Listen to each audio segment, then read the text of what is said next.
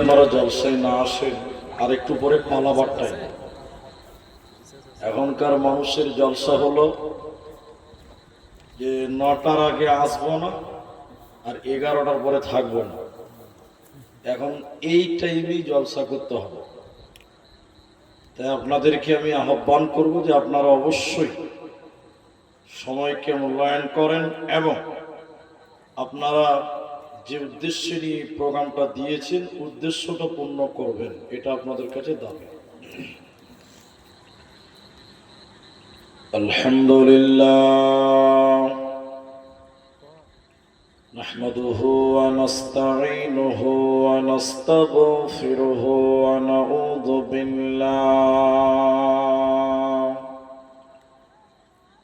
নাউযু বিল্লাহি মিন শুরুরি আনফুসিনা ওয়া মিন সাইয়্যাতি আ'মালিনা মান ইয়াহদিহিল্লাহু ফালা মুদিল্লা লাহু ওয়া মান ইউদ্লিল ফালা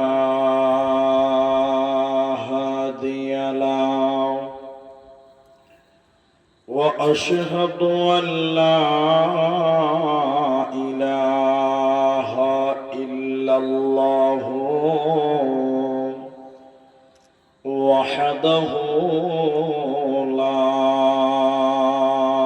شريك له وأشهد أن محمدا عبده ورسوله أما بعد فإن أصدق الحديث كتاب الله وأحسن الحديث هدي محمد مصطفى صلى الله عليه وسلم فقد قال الله تبارك وتعالى بسم الله الرحمن الرحيم إن جهنم كانت مرصادا للطاغين مآبا لابثين فيها أحقابا وقال الله تبارك وتعالى قل هو الله أحد الله الصمد لم يلد ولم يولد ولم يكن له كفوا أحد وقال النبي صلى الله عليه وسلم لا يؤمن أحدكم حتى أكون أحب إليه من والده وولده والناس أجمعين أو كما قال عليه الصلاة والسلام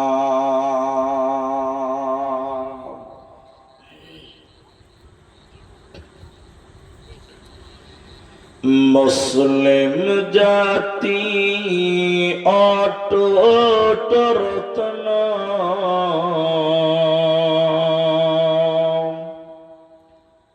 শোনেন মুমিন ভাই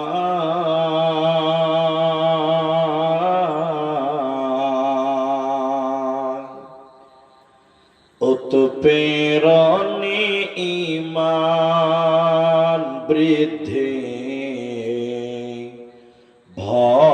হয়তো তাদের না।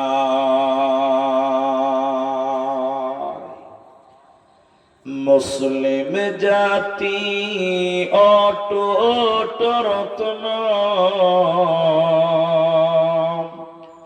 শোনেন মুমিন ভাই,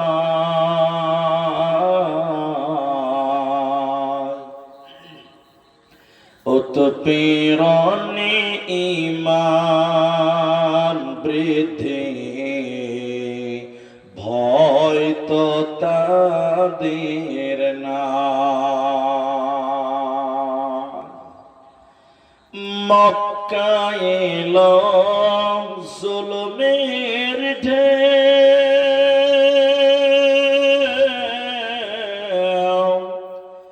আত্মীয় স্বজন চিনল না কেউ, অবশেষে নবী আমার আসলেন মদিনায়,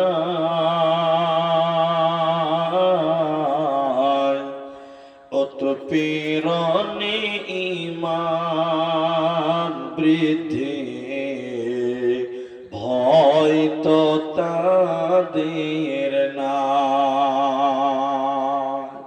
উৎপীড়নে ঈমান বৃদ্ধি, ভয় তো তাদের না।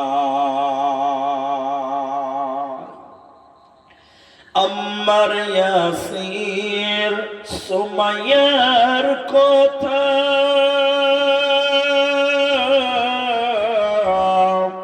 বলতে লাগে দারুণ ব্যথা,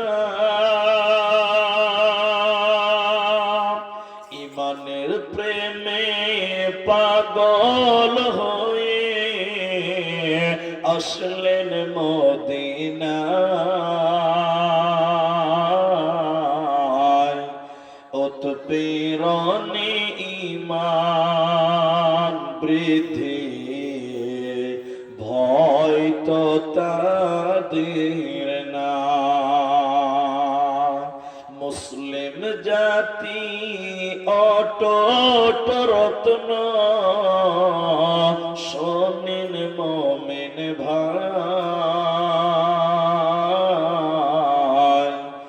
উৎপীড়নে ঈমান বৃদ্ধি, ভয় তো তাদের না।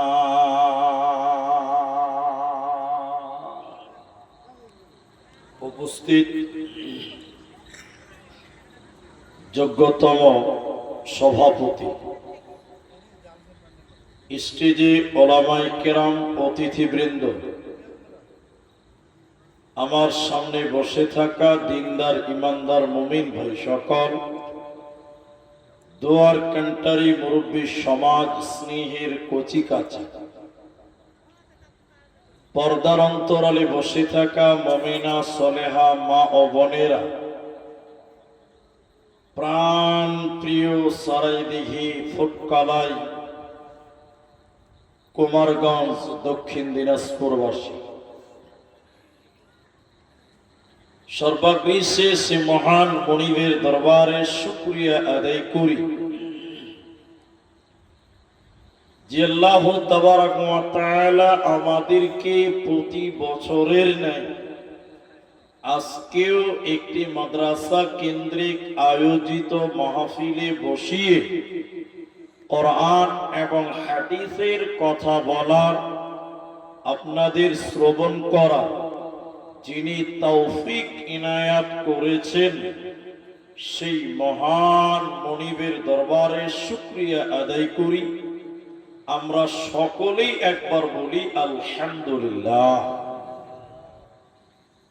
দরুদ ও সালাম বর্ষিত হোক সরকারে কায়নাত, তাজদারে মাদানী, নবী কুল শিরোমণি, ইমামুল আম্বিয়া, নবী মক্কি, নবী মাদানী, নবী আহমদ, নবী মুহাম্মদুর রাসূলুল্লাহ সাল্লাল্লাহু আলাইহি ওয়াসাল্লাম। আল্লাহুম্মা আমিন। আল্লাহুম্মা সাল্লি আলাইহি আল্লাহুম্মা বারিক আলাইহি। মহতারাম ভাইও, আজিজ ও বুজুর্গ দোস্ত, আমি গত বছরের আগের বছর অহংকার সম্পর্কে কিছুক্ষণ বক্তব্য রেখেছিলাম। আমি স্টেজে ওঠার আগেও কিছু মশওয়ারা, কিছু আলোচনা হলো। আমি আপনাদের সামনে আজকে যে বিষয়টি নিয়ে কথা বলবো সেটির নাম হলো জাহান্নাম। অনলি জাহান্নাম সম্পর্কে কিছু কথা এজন্যই রাখবো, যতই মানুষদের সামনে ইমানের কথা বলা হোক, ইসলামের কথা বলা হোক না কেন, যতই ভালো ভালো কথা বলেন না কেন, মানুষের ভিতরে যদি জাহান্নামের ভয় না থাকে, তাহলে মানুষেরা নামাজ রোজা করবেও না, করে মজাও পাবে না। এই জন্য প্রত্যেকটা মানুষের ভিতরে জাহান্নামের চেতনা, জাহান্নামের ভয় থাকাটা আবশ্যক। কেন যে জাহান্নামের ভয় যদি কোনো মানুষের ভিতরে চলে আসে, এই লোকটাকে বারবার বলতে হবে না যে তুমি নামাজ পড়ো। ওর ভিতরে যদি আল্লাহর ভয় এবং জাহান্নামের ভয় থাকে, একবার বলাতেই দেখবেন 5 ওয়াক্তের নামাজ শুরু করে দিবে ইনশাআল্লাহ। আমি আমার আলোচ্য বিষয়ে যাওয়ার পূর্বে একটি মাত্র আবেদন করব, বাস এটাই যথেষ্ট হয়ে যাবে। সেটা কি? যে আপনারা আমাকে চেনেন, আমি যদি মানুষেরা আমার সামনে কথা না বলে আমি বক্তব্য গুছাতে পারি না। এই জন্য আমি আপনাদের কিছু জিজ্ঞাসা করলে আপনারা মুখ খুলে উত্তর দিবেন। বলুন ইনশাআল্লাহ, মাশাআল্লাহ। কারণ আপনি যদি কথা বলেন তাহলে আপনার বুঝতে সুবিধা হবে আর আমাকেও বুঝাতে সুবিধা হবে। অনেক মানুষ আছে কথা বলতে বললে কথা বলে না, যদি বলি বলেন তো ঠিক কিনা, তাহলে মাথা হিলে। এরকম কিছু মানুষ দুনিয়াতে আছে, আছে না? আচ্ছা, এই জন্য আমরা জবান খুলে বলবো। বলুন ইনশাআল্লাহ। জাহান্নাম সম্পর্কে বলতে গিয়ে আরেকটি গুরুত্বপূর্ণ কথা বলবো, খুব মূল্যবান।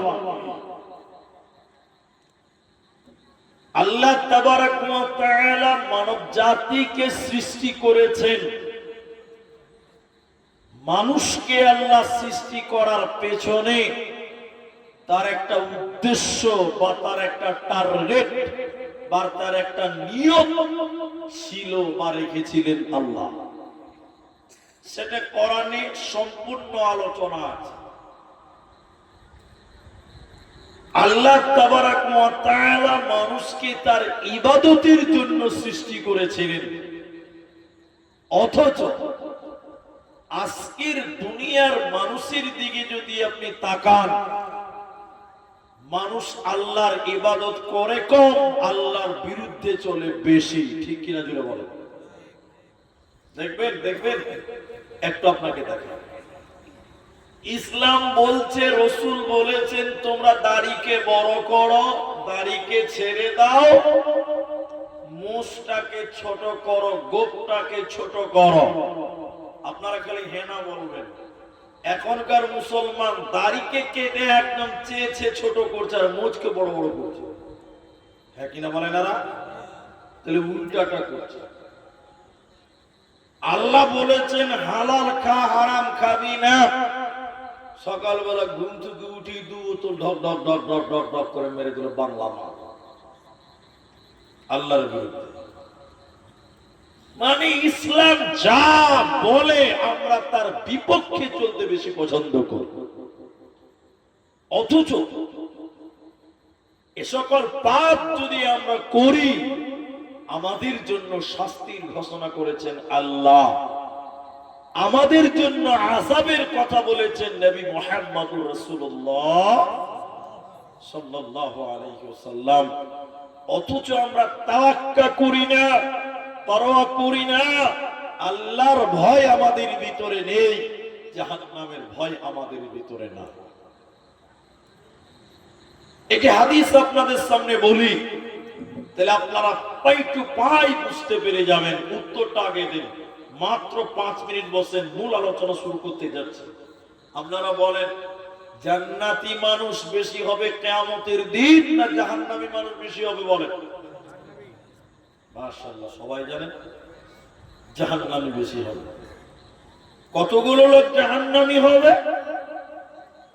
এটাও বুখারী শরীফে আছে, কিতাবুত তাফসীরের ভিতরে 1999 জন জাহান্নাম যাবে, একটা মাত্র লোককে আল্লাহ জান্নাত দিবে। বলুন সুবহানাল্লাহ। মাত্র একজন জান্নাতি হবে। তাহলে আপনাকে যদি ওই একজন হতে হয় 1000-এর মধ্যে, এখানে কতটি মানুষ আছে বলেন? কতটি মানুষ এখানে আছে? খুব বেশি হলে 200 লোক আছে, 150 লোক আছে। তাহলে 1000 মানুষ, তার ভিতরে একটা লোক জান্নাত যাবে। তার মানে এখানে কেউ জান্নাতি আছে কিনা মুশকিল আছে। রাসূলের হাদিস থেকে কি বুঝলেন? তার মানে আমরা বেশি পাপ করি, বেশি গুনাহ করি। চলুন একটা হাদিস আপনাদের সামনে বলি, খুব মনোযোগ দিয়ে শুনেন আমার মায়েরা, আমার বোনেরাও। কোন কোন গুনার কারণে আল্লাহ কি কি জাহান্নাম শাস্তি বরাদ্দ রেখেছেন, একটা হাদিস আপনাদের সামনে বলি। নবীজি স্বপ্নে দেখলেন দুইটি ফেরেশতা নবীজির কাছে এসে বললেন, ইয়া রাসূলুল্লাহ, ইয়া হাবিবাল্লাহ ওয়া সুফিয়াল মুজলিমিন রাহমাতুল লিল আলামিন, আপনি চলুন চলুন, ওই যে বিশাল উঁচু উঁচু পাহাড়, এই পাহাড়ের দিকে আপনি চলুন, আপনাকে যেতে হবে। আল্লাহ নবী বললেন, এদিকে তাকান, আমার দিকে দেখুন। আল্লাহ নবী বললেন, এত উপরে তো আমি যেতে পারবো না। রাসূলুল্লাহ সাল্লাল্লাহু আলাইহি ওয়াসাল্লামকে ফেরেশতারা বললেন, আমরা আপনাকে নিয়ে যাব, যাওয়ার ব্যাপারে আপনি চিন্তা করবেন না। নবীজিকে নিয়ে যেতে লাগলো। যেতে যেতে যেতে যেতে নবী যখন যাচ্ছিলেন, হঠাৎ করে নবীজির কানে যেন কান্নার আওয়াজ ভেসে আসলো। কারা যেন কান্নাকাটি করছে, বিকট আওয়াজ করছে, আর্তনাদ করছে, বাঁচাও বাঁচাও বলে কান্নাকাটি করে। নবীজি বলেন, আমি থাকতে না পেরে বললাম, জিবরাইল, এরা কারা তুমি বলো?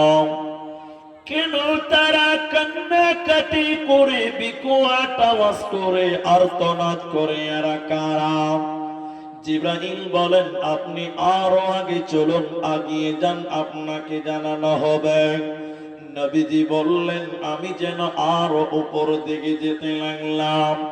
যেতে যেতে জাহান্নামের ভিতরে আমি দেখলাম কিছু মানুষের পা গুলো আকাশের দিকে বাঁধা আছে, আর তাদের মাথা মুখমণ্ডল যেন মাটির দিকে ঝুলছে।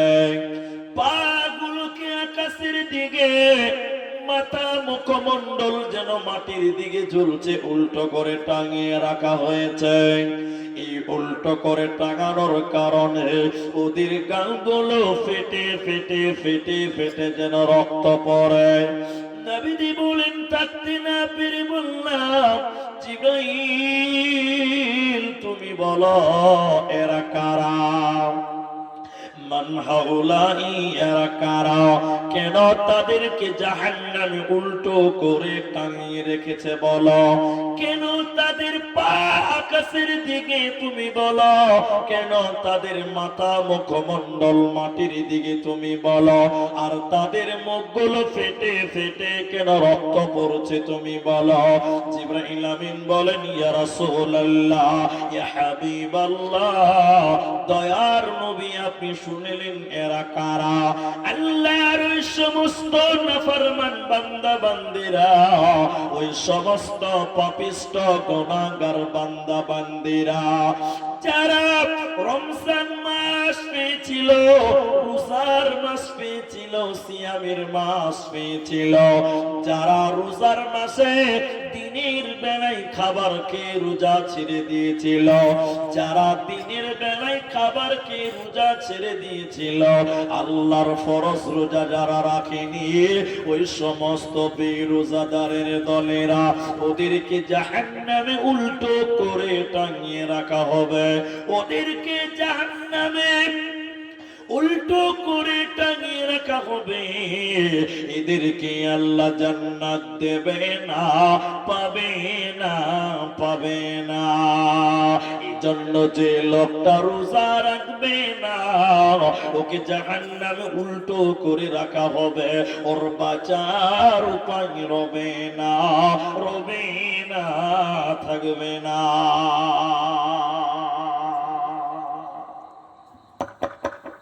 আমার দিকে দেখে বলেন, যে লোকটা রোজা রাখলো না, দিনের বেলায় খাবার খেলো রমজানে, নবী বললেন ওদেরকে জাহান্নামে উল্টো করে টাঙিয়ে রাখা হবে, ওদের মুখগুলো ফেটে ফেটে জমিনে রক্ত পড়বে।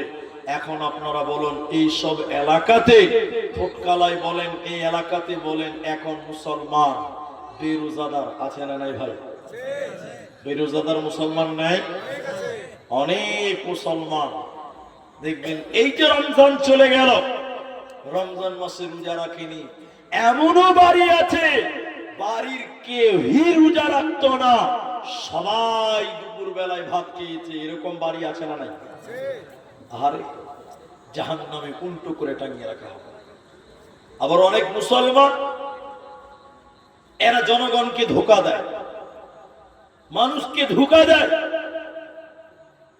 একটা লোক রোজা রাখে না, রোজা করেই নিউ, গ্রামের একটা লোক মুলবি সাহেব বলছে, তুই রোজা রাখিস নি কেন? সর্দারকে বলবো, বিচার করবে তো। তো মুসলমান গ্রামের ছেলে তুই রোজা রাখিস না মানে বলবো, সর্দারকে বলবো। ছেলেটা বাহানা করে মানুষকে ধোকা দিচ্ছে, বলছে পেটে খুব গ্যাস। এরকম কিছু লোক নাই দুনিয়াতে? যারা পেছনে লোক বলে না নাই? অনেক মানুষ বাহানা করে রোজা রাখে না, ওরাই দেখবেন আবার লুকিয়ে লুকিয়ে বাথরুমে বসে বিড়ি টানে, এরকম মালো এলাকাতে। রোজা রাখতে না, আল্লাহর রোজা বেরোজাদার বান্দা যারা হবে, ওদেরকে জাহান্নামে, এদিকে দেখেন, পা কাছের দিকে বেঁধে রাখবে, আর তার মাথা উল্টো দিকে মাটির দিকে, মাটিতে টস টস করে নাক দিয়ে মুখ দিয়ে রক্ত পড়বে। এদের বাঁচার কোনো উপায় রবে? নবীজি বললেন, শোনো, আমি জাহান্নামে আরো আগে যেতে লাগলাম। নবীজি বললেন, যেতে যেতে যেতে যেতে আমি দেখলাম ওই জাহান্নামের ভিতরে একটা নদী রয়েছে। আমাকে ফেরেশতা যখন আরো উপরে নিয়ে যেতে লাগলো, যেতে যেতে দেখলাম জাহান্নামের ভিতরে একটা নদী আছে।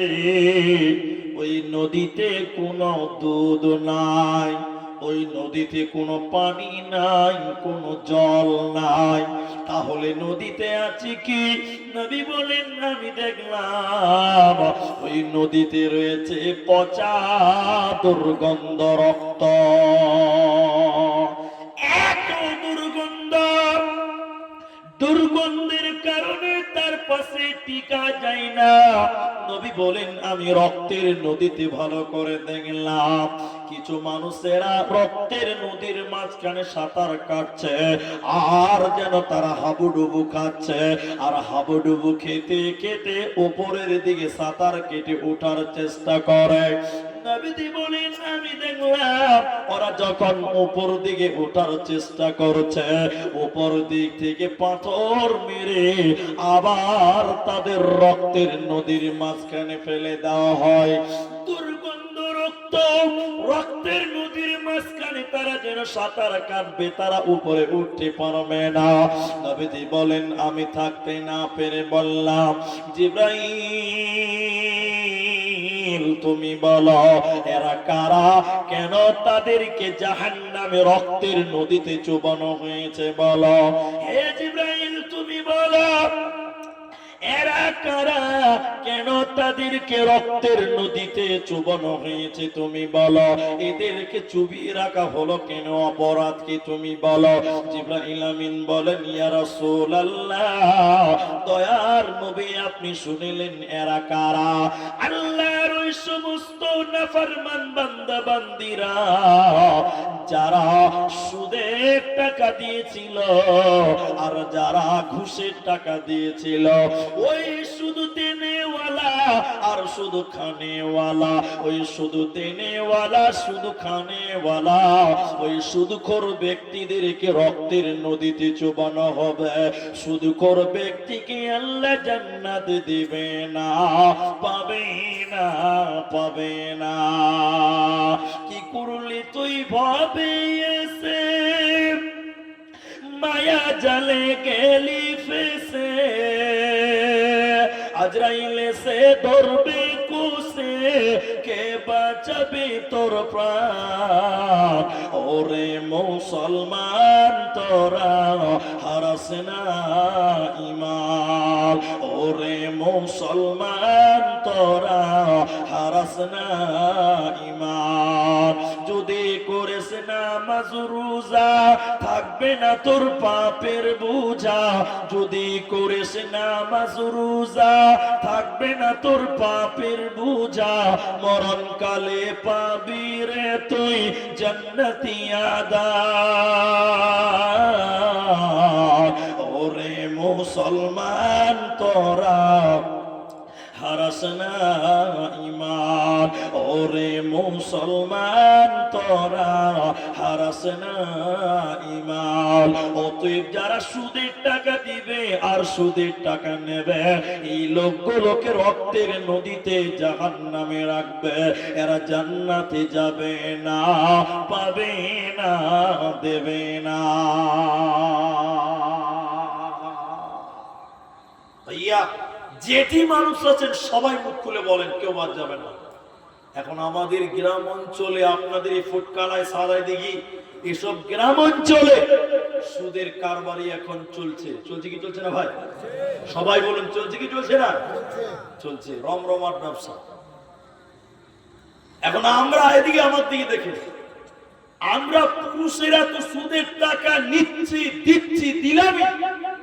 এখন শুধু পুরুষে না, এখন আমাদের মা বোনেরাও সুদের ব্যবসা করে। এরা হ্যাঁ না বলে না? করে। আপনাদের দিকে গ্রুপ লোন আছে? এটা সুন্নত না নফল ভাই? কেউ কেউ মনে মনে ভাবছে ফরজ হতো, সবাই যে করছে ফরজই হতো। গ্রুপ লোন আপনাদের এইসব এলাকাতেও ঘরে ঘরে কি বলছেন আছে না নাই? আল্লাহ, আজকে কালকে ফেসবুকে দেখছিলাম মুর্শিদাবাদের হরিহর পাড়া, এটা ব্লক আছে হরিহর পাড়া মুর্শিদাবাদে আছে, বন্ধনের সারের সঙ্গে একটা বউ পালিয়ে গেছে। আপনি কোথায় আছেন বলেন, আপনার অবস্থানে কোন জায়গাতে বলেন। আজকে পাড়ায় পাড়ায় নয় বরং ঘরে ঘরে বন্ধন লোন এই নামে সুদের রমরমাট ব্যবসা চলছে। একটু হ্যাঁ কিনা ভাই? কি জবাব দিচ্ছে? আলেমরা বসে আছে, বড় বড় আলেমরা তাদেরকে বলেন, নবীজি বললেন 1 টাকা যদি সুদ খায় 36 বার মায়ের সঙ্গে জেনা করলে যে পাপ হয় ওই পাপ তার আমলনামায় চাপিয়ে দেওয়া হবে, বলুন নাউজুবিল্লাহ। জি জি জি। আর সুদের সবচেয়ে নিম্নমানের পাপ হলো নিজের মাকে বিয়ে করা। নিজের মাকে, বলুন নিজের মাকে বিয়ে করা যাবে? নাউজুবিল্লাহ বলবেন। আল্লাহ। অথচ এখন এদিকে দেখেন, রবিবার দিন খালা ব্যাগ কাঁধে নিয়ে হাঁটছে। কিছু ছেলে পেলে খুব বদমাশ আছে গ্রাম, আপনাদের দিকেও আছে। এবার মজা লেগে বলছে, খালা কোথায় যাবে গো? বলছে বন্ধনে সার এসছে। তখন আরেকজন বলছে সার লয়, ওটা সার। নাউজুবিল্লাহ বলো। বলছে ওটা সার লয়, ওটা কি? রবিবার দিন বন্ধনের লোন দিতে যেছে, আসলে লোন দিতে লয়, ডেটিং আছে আজকে, ডেটিং চলছে। ওই লিগে দেখছেন, ওই যে বললাম মুর্শিদাবাদের হরিহর পাড়াতে একজন রাজমিস্ত্রি খাটে, ওর বউ বন্ধন লোন নিয়েছে, লোনে এমন মগ্ন হয়েছে মাস্টারের সঙ্গে পিরিত লাগিয়ে, বউটা এখন বন্ধনের মালিকের সঙ্গে পালিয়ে গেছে। আল্লাহ নবী বলছেন, আল্লাহ রসুল বললেন, যারা এই সুদের কারবার দিবে এবং নেবে উভয়কে জাহান্নামে রক্তের নদীতে চুবিয়ে রাখবেন। গন্ধ পচা রক্ত ওই নদীতে তাদেরকে রাখা হবে। সবাই বলুন ওরা জান্নাত পাবে। শুধু তাই নয়, এবার আপনাদেরকে বলি জাহান্নামী নারী কারা। কারণ মেয়েদের ব্যাপারটা বলতেই হবে, মায়েরাই নাকি বেশি আছে। জাহান্নামী নারী কারা? কোন মেয়েটাকে জাহান্নামী বলেছেন? মুসলিম শরীফের ভিতরে হাদিস রয়েছে, আমার দিকে দেখেন ভাইরা মায়েরা। আল্লাহর নবী বলেন, দুই প্রকার মানুষকে আল্লাহ জাহান্নাম দেবে, আমি বিশ্ব নবী তাদেরকে দেখি না। তার মানে এদিকে, তার মানে নবীজির জামানায় এই দুই প্রকার মানুষ ছিল, বলুন না ভাই? না ভাই, আপনারা দাঁড়িয়ে আছেন, বসেন বসেন বসেন ভাই, বসেন। গেটে দাঁড়িয়ে আছে বাচ্চা ছেলেগুলোকে, বসেন। তাহলে আমার দিকে দেখেন, আপনারা আমার দিকে দেখেন, আমি তো ওদেরকে বুঝাচ্ছি, এদিকে আমার দিকে। নবীজি বলেন, দুই শ্রেণী মানুষকে আল্লাহ জাহান্নাম দেবে, আমি বিশ্ব নবী তাদেরকে দেখিনি, মানে নবীর জামানায় ছিল না। ওই দুই প্রকার কারা? ওই দুই প্রকার কে? একটু অ্যাটেনশন হয়ে যান মায়েরা বোনেরা। দ্বিতীয় নম্বর নবীজি বলেছেন মহিলা। হাদিসের ভিতরে নবী বলেন, নিসাউন মহিলা, কাসিয়াতুন আরিয়াতুন মুমিলাতুন মাইলা। এক প্রকার মহিলা, তারা জাহান্নাম যাবে, আমি নবী তাদেরকে দেখিনি। তারা কারা? নবী বললেন, ওরা কাপড় পিনবে, এরপরও তারা উলঙ্গ। ওরা কাপড় পরবে, এরপরও তারা বিবস্ত্র, এরপরও তারা ল্যাংটা, এরপরও তারা নগ্ন। ওই মেয়েদেরকে আল্লাহ জাহান্নাম দেবে, এরা জান্নাতের ঘ্রাণও আল্লাহ তাদের দেবে না, পাবে না, পাবে না। বাবজি, আমার দিকে দেখলে আপনাকে বুঝাতে পারবো, একটু বুঝার চেষ্টা করেন। নবী বললেন তারা কাপড় পিনবে, এরপরও তারা উলঙ্গ, এরপরও তারা উলঙ্গ। এখন আপনারা বলুন তো, কাপড় পরার পর উলঙ্গ মেয়ে আপনারা দেখেছেন? দেখেননি আপনারা কেউ নাকি? এবার আমি বলি তাহলে দেখবেন, তারপরে হ্যাঁ না বলে, আগে বলি তারপর। এখনকার আপনাদের দিকের মেয়েরা, এদিকে কুমারগঞ্জের বেটিদেরকে বলি, তারা শাড়ি পরে, পরে না ভাই? হ্যাঁ না বলে? এখন কোন মেয়ে যদি শাড়ি আর ব্লাউজ আর সয়া পরে, ওই মেয়েটার দেখবেন পিঠ দেখতে পাওয়া যায়, প্যান্ট দেখতে পাওয়া, হ্যাঁ না বলেন এরা? যায়। কিন্তু আপনারা বলুন, কোন মহিলা তার পিঠ প্যান্ট কোন পর পুরুষকে দেখাতে পাবে? ওলামাদের জিজ্ঞাসা করুন, কোন মহিলা যদি নামাজ পড়ার টাইমে প্যান্ট এবং পিঠ বার করে, এই মেয়েটার নামাজ হবে না। কেন হবে না? আপনি বলে হুজুর কেন হবে না? সতর ঢাকেনি, সতর ঢাকেনি। তাহলে একটা মহিলা সে যদি তার পিঠ এবং পেট বের করে রাস্তাঘাটে চলে, নবী বলেন এই মেয়েটা উলঙ্গ, এই মেয়েটা ল্যাংটা, এই মেয়েটা বিবস্ত্র। যদিও সে শাড়ি পরে থাকে, যদিও সে ব্লাউজ পরে, নবী বলেন তারা কাপড় পিনবে এরপরও উলঙ্গ। তাহলে এই মেয়েটা উলঙ্গ হলো কি হলো না? কথা বলেন এরা, হলো। তো একটু কথা বলতে হবে, তো অ্যাক্টিভ থাকবে। আল্লাহর নবী বলেন তারা কাপড় পিনবে এরপর উলঙ্গ। এইভাবে তারা পুরুষদেরকে আকর্ষণ করবে। ওরা জান্নাত তো দূরের কথা, ওদেরকে জান্নাতের ঘ্রাণও আল্লাহ দেবে না, পাবে না, পাবে না। আমি এক জালসাতে বলেছি, আপনাদের এলাকাতে আছে, দিনাজপুরে আছে, একটা জালসাতে হাদিসটা বলেছি।